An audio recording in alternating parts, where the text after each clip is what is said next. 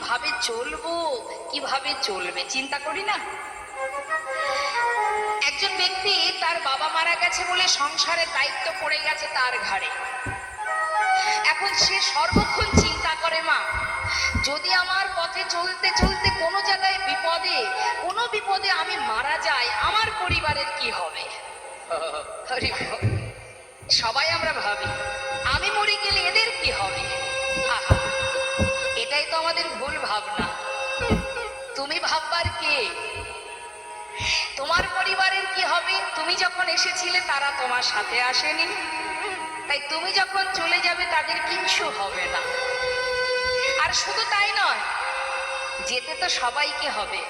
কার ভয় পাচ্ছ তুমি? মৃত্যুর ভয়। আমার বাবা একটা কথা বলে পাঠে আমি শুনেছি, মৃত্যুর ভয় তারাই করে না যারা নিজেকে জানতে পারেনি। তাহাই গৌর হরিব।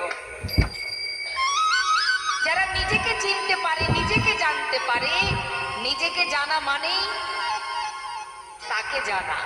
আমি কে, কে আমার, কেন মরে জানে তপত্রয়, ইহা না জানে জীবের কইছে হিত। মৃত্যু তাদের কাছে তুচ্ছ। মৃত্যু তো সবার জীবনে আসবে, আসবে না? যতই সুখে থাকো, ভালো থাকো, 5 তলা বিল্ডিং এ থাকো। একটা সাধারণ দৃষ্টান্ত দিয়ে একটু বুঝবেন মা। ওই যেখানে মাংস কাটা হয়, কসাইখানা বলে তো না কি বলে, তা যেখানে মাংস কাটা হয়, মনে করুন একটা পশুকে কাটছে আর একটা পশুকে খাবার দিয়েছে, সে কিন্তু চুপচাপ খাচ্ছে, তাই না? আবার ওপরে ফ্যান চলছে, হাওয়া হচ্ছে, সেই পশুর গায়ে হাওয়া লাগছে, কত ভালো আছে সে মনের সুখে খাচ্ছে। সেখানে আলো জ্বলছে, ফ্যান চলছে, হাওয়া বাতাসের মধ্যে তার সময় যাচ্ছে। কিন্তু কসাইয়ের হাতে যে অস্ত্রটা আছে, ধারালো অস্ত্রটা, সে তো একটা পশুকে কাটছে আর সে কিন্তু আপন মনে খেয়ে যাচ্ছে। কিন্তু সে জানে কি, যে যতই আমাকে খাবার দিক, আমাকে ভালো রাখুক, ওই যে হাতে যে করাতটা আছে, ওর কাছে কারোরই ছাড় নেই। সময় হলেও আমাকেও যেতে হবে না। তাই গৌর হলো। তাহলে কসাইয়ের হাতে করাতের কাছে যেমন কারোর ছাড় নেই, অর্থাৎ যে কোনো ধারালো অস্ত্র তা হোক যাই হোক, ঠিক তদ্রূপ যে সমন, যে কাল, কাল কিন্তু কারোর প্রতি তার মায়াও নেই, ভালোবাসাও নেই, প্রেমও নেই। অর্থাৎ কালের কাছে কেউ আপন নয়। কালের সময় হলে কালের কবলে সবাইকেই পড়তে হবে। তাহলে মৃত্যুর ভয় করে লাভ নেই, মৃত্যু সকলেরই হবে। এবার কি তোমার ভিতরে যে ভয় কাজ করছে, এই ভয়টা দূরীভূত করতে পারে কে? জগতের কেউ পারবে না, একজনই পারে। তোমার ভয়টাকে স্বাভাবিক করতে পারে, তোমার ভয় থাকবে না মনে, যদি তুমি একজনকে ভরসা করতে পারো, সে হচ্ছে হরিনাম, কৃষ্ণ নাম। পথে চলতে চলতে তার নাম করো, ভাগবত কথা শ্রবণ করো, লীলা কথা শ্রবণ করো, কৃষ্ণ নাম শ্রবণ করো, সাধু সঙ্গ করো, ভক্ত চরণ ধুলি অঙ্গে মাখো। একদিন তোমার এই ভয়টা থাকবে না।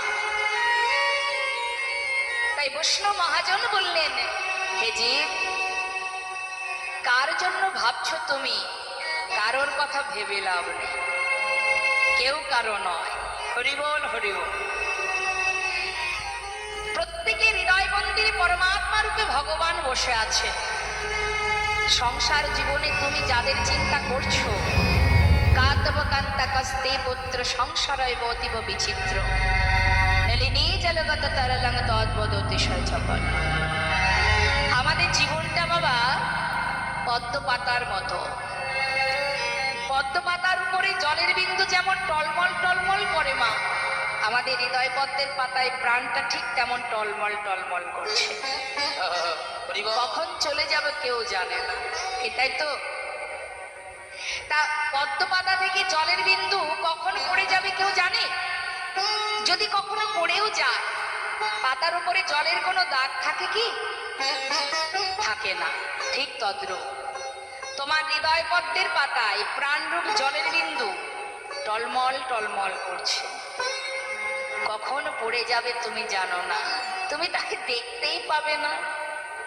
যে তোমার থেকে বেরিয়ে যাবে তাকে তুমি দেখতে পাবে না, কিন্তু সে যখন পড়ে যাবে চলে যাবে, যাদের জন্য সময় নষ্ট করছো, কৃষ্ণ বলার সময় নেই, ভজন করবার সময় নেই, ভালোবাসার সময় নেই, তাদের হৃদয় পদ্মের পাতায় এতটুকু দাগ থাকবে না তোমার জন্য।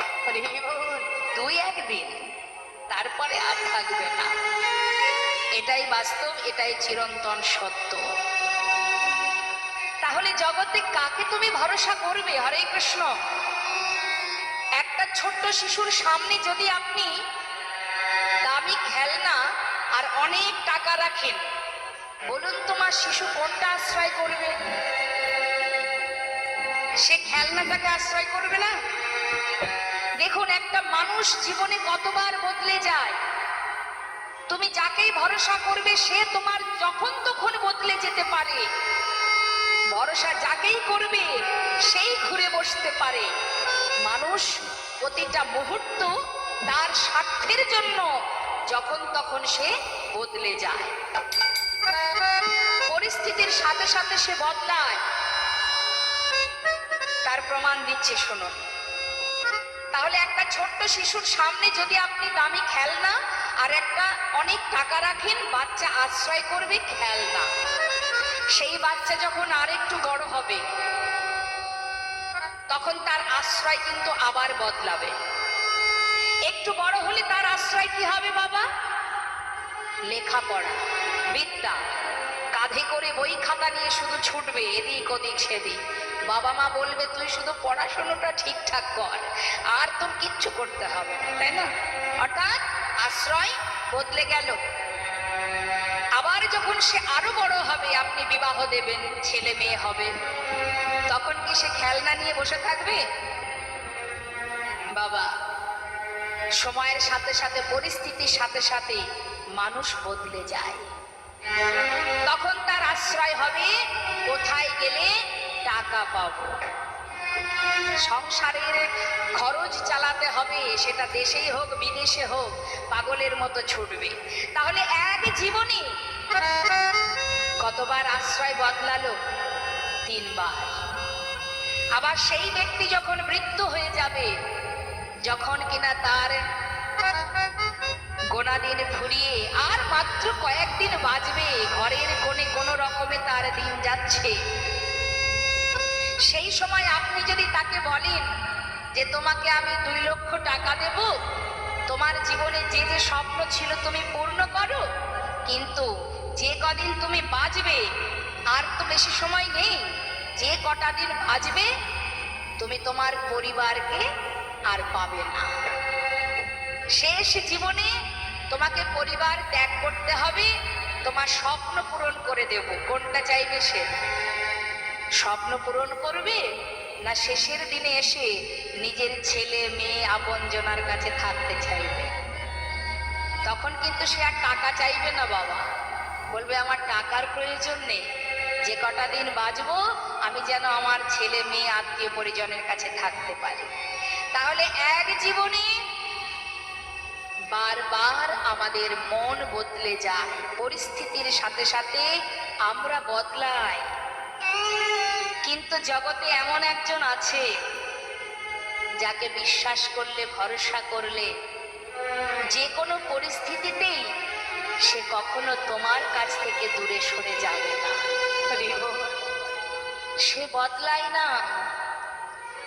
বিশ্বাস করো, ভরসা করো, যে কখনো বদলাবে না, তুমি তাকে ভরসা করো,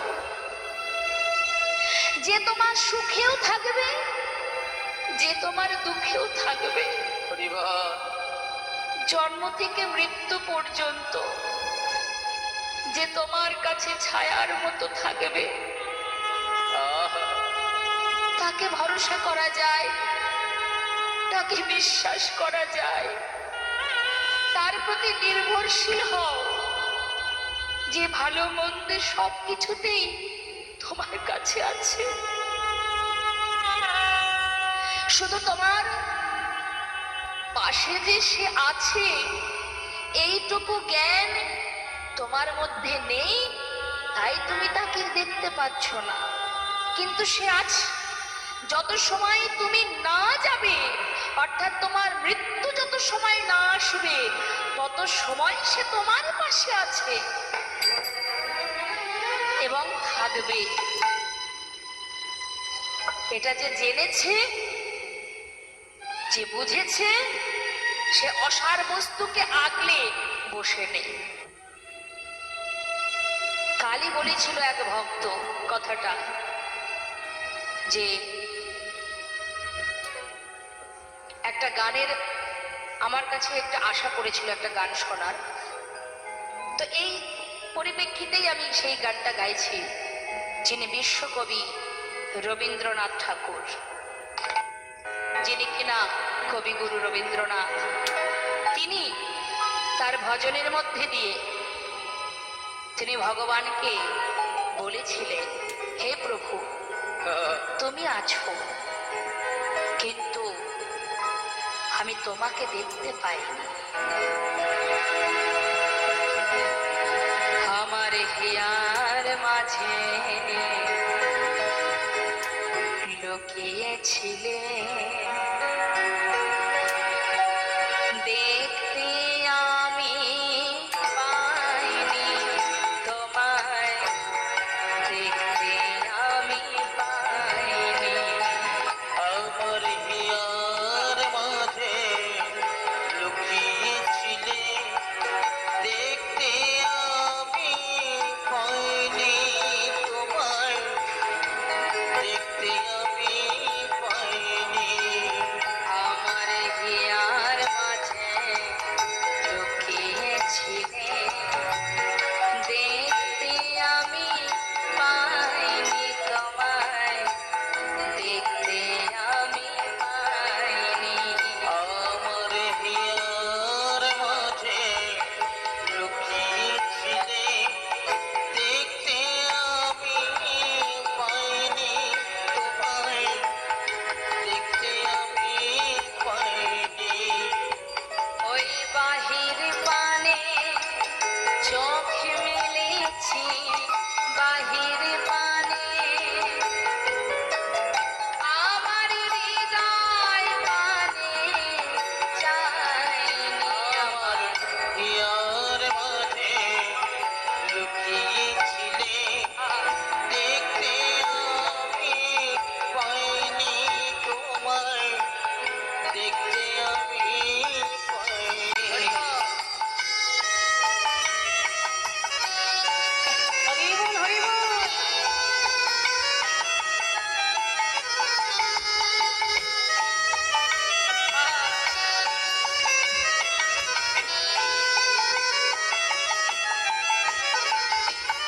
আমার সকল ভালোবাসা, সকল আশা, সকল আশায়, আমার সকল ভালোবাসায়, সকল আঘাত, সকল আশায়।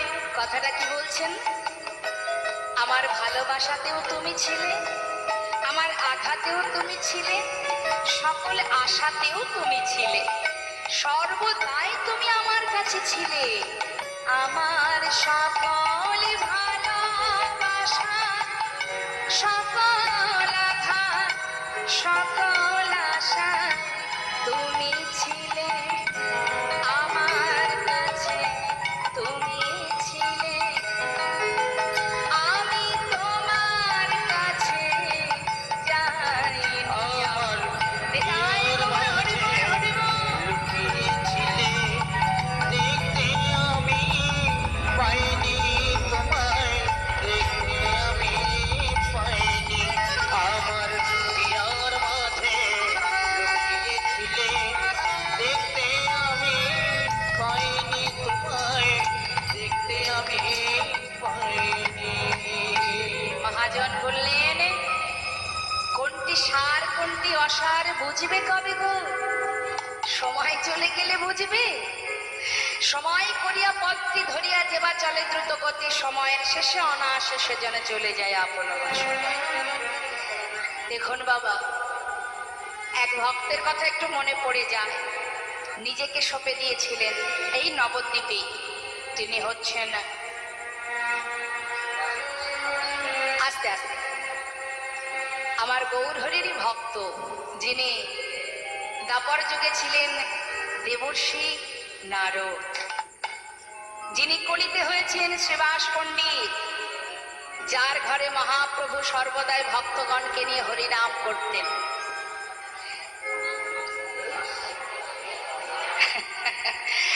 হরিবল হরিবল নিতাই গৌর হরিবল।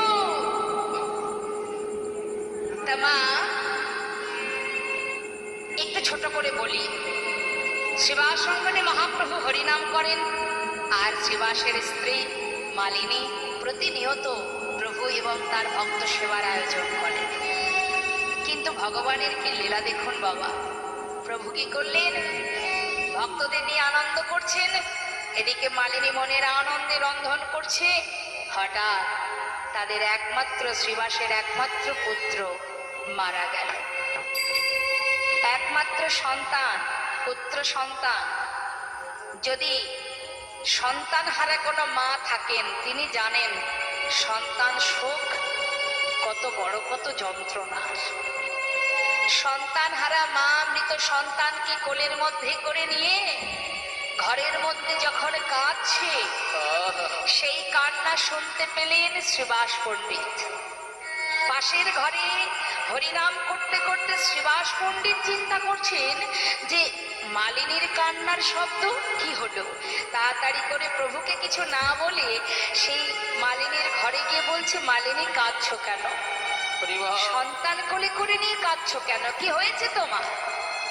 মালিনী মৃত সন্তানকে তার দিকে দেখিয়ে বলছে, স্বামী চেয়ে দেখো,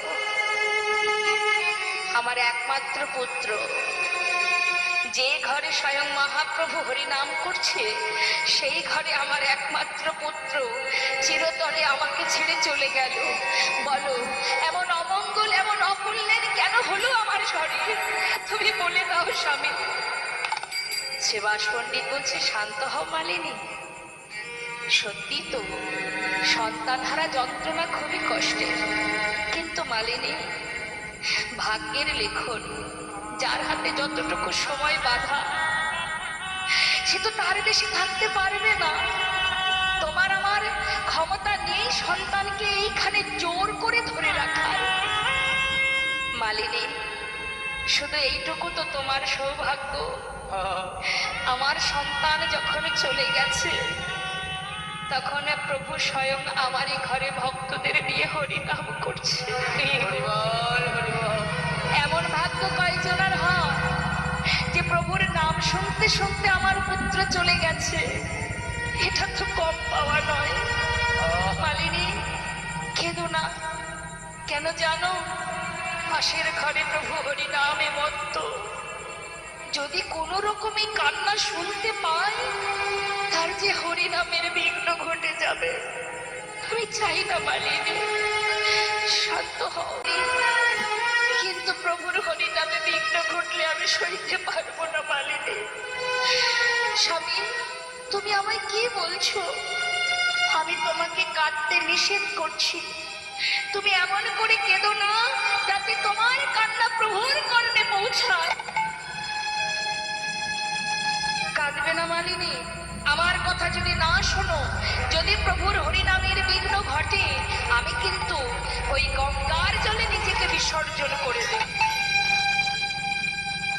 মালিনী স্বামীর কথা উপেক্ষা করতে না পেরে এবার সন্তানকে কোলে করে ঘরের কোণে বসে বসে কাঁদছে। আর এদিকে শ্রীবাস পণ্ডিত বিলম্ব না করে তাড়াতাড়ি করে প্রভুর কাছে এসে দেখছে প্রভু হরিনাম করছেন।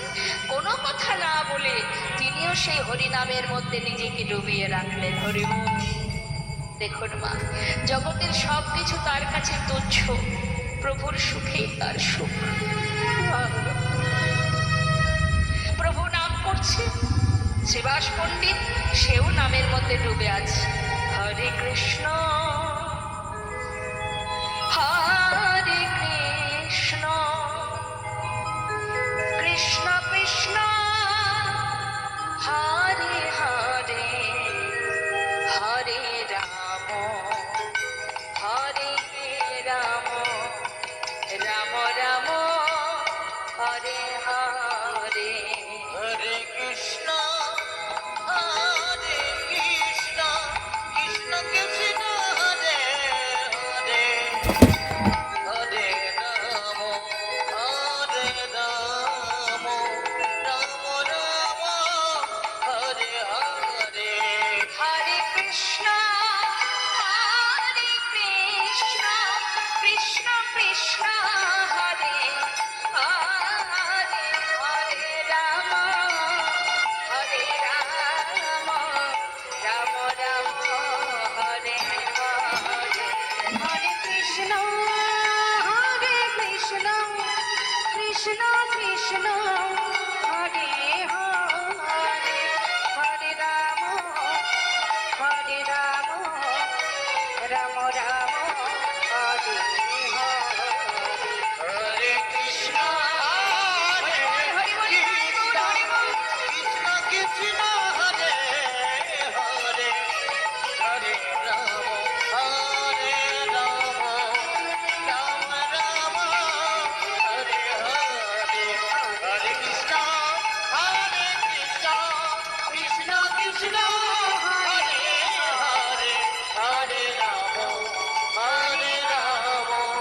রাম রাম হরে হরে সুভাষ দয়াময় একটা কথা জিজ্ঞাসা করব, তিনি কি জানেন না মা? সবই তো জানেন।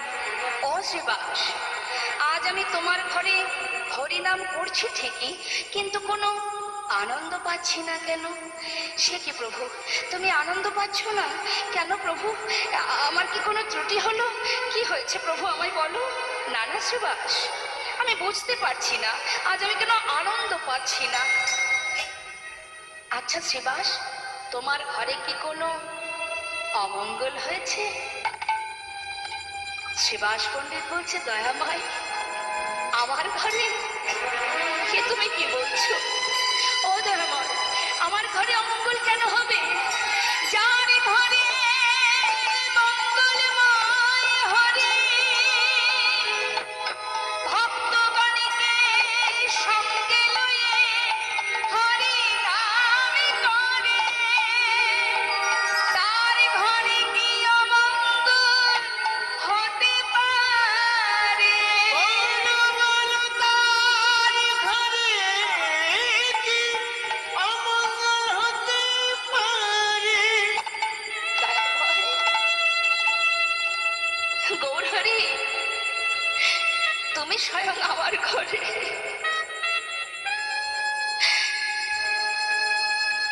সেখানে অমঙ্গল কি করে হয় বলো? কোনো অমঙ্গল হয়নি গৌরহরি। পাশে দাঁড়িয়ে এক ভক্ত বলছে, জানো প্রভু, শ্রীবাসের একমাত্র পুত্র একটু আগে মারা গেছে। শ্রীবাস, তোমার পুত্র মারা গেছে।